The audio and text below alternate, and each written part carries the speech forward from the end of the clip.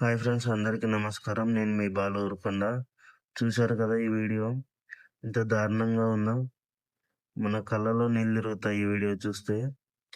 ఎందుకంటే అది ఒక జపాన్‌లో ఒక పార్క్‌లో తన తల్లి బిడ్డని విడిచిపెట్టి ఎక్కడికో వెళ్ళిపోతే, ఆ కోతి పిల్ల ఎలా ఉండాలో తెలియక మిగతా వాళ్ళ దగ్గరికెళ్తే అవి నెట్టేయడము, అది ఒంటరిగా ఉండడము, ఇవన్నీ గమనించిన జూ పార్క్ వాళ్ళు దానికొక కోతి బొమ్మనిచ్చి ఫుడ్ పెడుతున్నారు.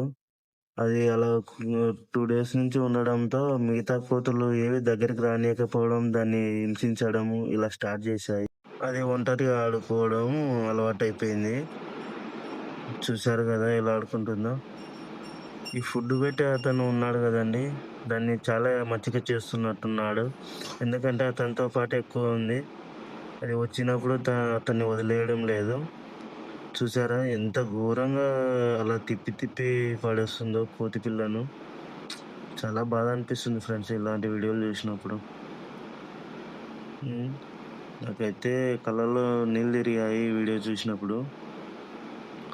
తర్వాత ఎట్టకేలకి దాన్ని దగ్గరికి తీసుకున్నాయి. పేర్లు చూడడం ఇలాంటి సన్నివేశాలు ఉన్నాయి.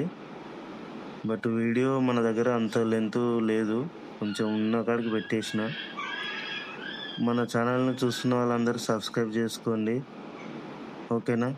లైక్ చేయండి, షేర్ చేయండి, కామెంట్ చేయండి.